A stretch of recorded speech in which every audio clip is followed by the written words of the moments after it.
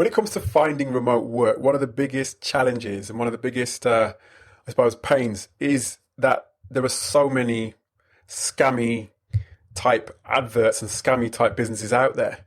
So that makes it really difficult to really pick out the ones that are legitimate. And in my mind, it makes it, well, something that makes it slightly more difficult. They're not only the scammy adverts, they're also ones that don't deliberately or aren't scams necessarily, but just look dubious. So they may not be deliberately, trying to scam people, but they just look dubious in the way that they go about presenting themselves online or in the process of hiring people. Let me explain what I mean. So today I saw an advert online, and it looked like whoever had written that advert just didn't know anything about hiring or sort of understanding people's thoughts and all that sort of thing when it comes to hiring people. Because what they'd done is, and there may not have been a scam, it just may have been just one of these dubious ones that I'm talking about. So what they'd done is they'd written a post on Facebook describing the post, just describing the role, describing the business, but they didn't actually give any sort of name of the business. They didn't really go into much detail about the role. And on the bottom of the post, they attached a comment or appended a comment which had a Google form on it, and they were asking people to fill the form out with personal details. Now, like I said, that may have been a totally innocent, non-scammy person who was legitimately trying to find a quick and cheap way of hiring people as soon as possible. But it just looked dubious. And there were a couple of people, in fact, who had signed the form and signed the Google form and had left their personal details on the form, or at least confirmed that they would do that. And there were some people inquiring about it as well, asking more questions. But again, what made it look even more dubious was that the person who was hiring wasn't really prepared to go into detail about, the name of the company, and wasn't prepared to go into details about the actual role itself. So there are the outright scammers out there who, it's totally obvious that they're scammers. But they're the ones as well, or the people in business out there who know little or nothing about how to hire people and engage people, and they just look totally dubious. And it may be that they're lazy when it comes to their practices of hiring, or it may be that they're just totally ignorant in terms of not knowing how to go about it and really reassure people. And there are those businesses that are obviously, they're obviously legitimate. You can see for yourself in terms of what they're about. They are pretty clear in how they communicate online. They fill you with a sense of optimism and a sense of security about what they do and who they are. And I just wanted to give you a few pointers in terms of what you should a few things just to look out for if you're trying to get hired by one of these remote businesses, or being hired in general, because it doesn't just apply to remote businesses. Scammers and dubious job posts don't just apply in that avenue, in that arena. So there's just a few things just to help you along the way with your research and help you to build like a sort of a profile of the businesses to understand what they're all about. So when I'm doing my research, I look at the business itself. So I want to see when it's established, what year was it established? What niche does it serve? Does the business have a track record in serving the people within that niche? And what do those people say about the business? Are there any testimonials that you can have a look at to understand the business any further?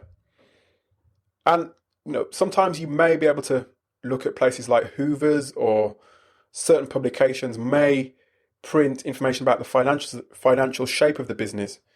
That's not always the case, especially if it's a recent business, one that's just started. But you can look at those sorts of things as well, where the business is concerned.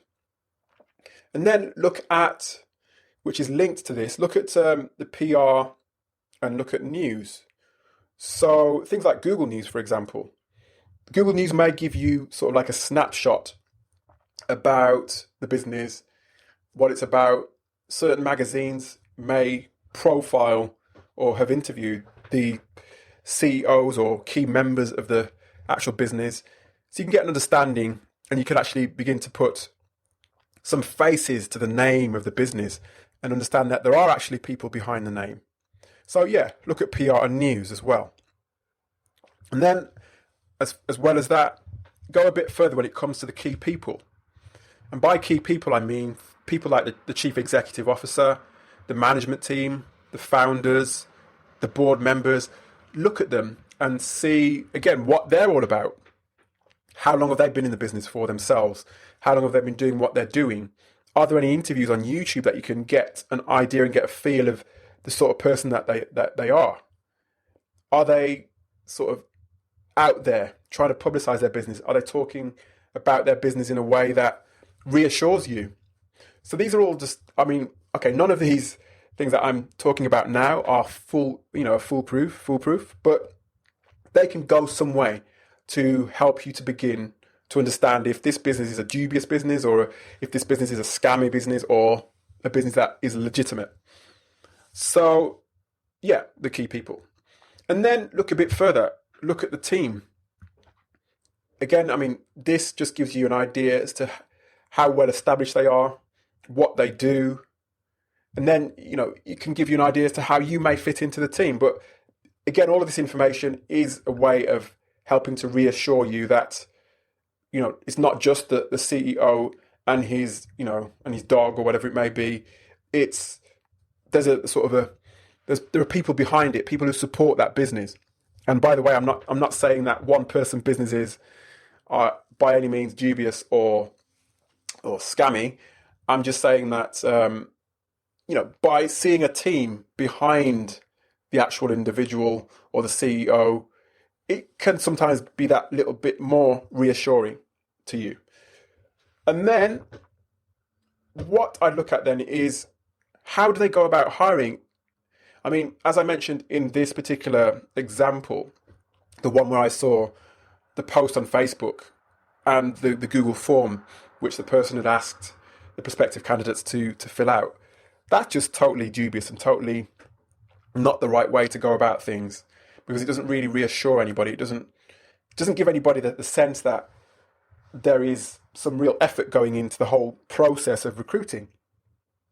So if you are looking to, really sort of do your due diligence, also have a look at how they go about their recruiting. It may be that you even talk to somebody within the business, pick up the phone and speak to the hiring manager or speak to the person in HR and find out more about the role, find out more about the business. And that too can give you some really valuable insight as to what you may be getting into. So yeah, that's it really. Those are, as I said, those are just starting points for you to begin your research.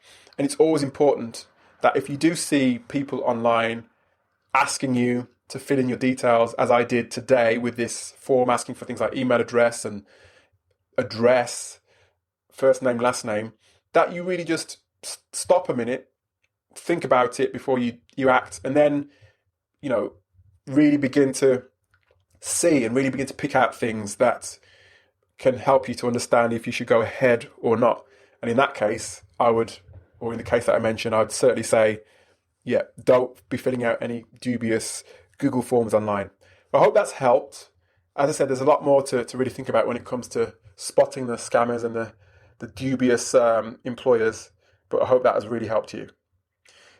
If you want to hear more about how to sort of avoid or at least be aware of the scammers, have a listen to the interview that I did with Sarah Sutton of flexjobs.com. I did that during the Remote Work Life Summit. And if you want a ticket, if you want your free ticket, just go to remoteworklife.io. That's remoteworklife.io. Okay, I'll speak to you soon.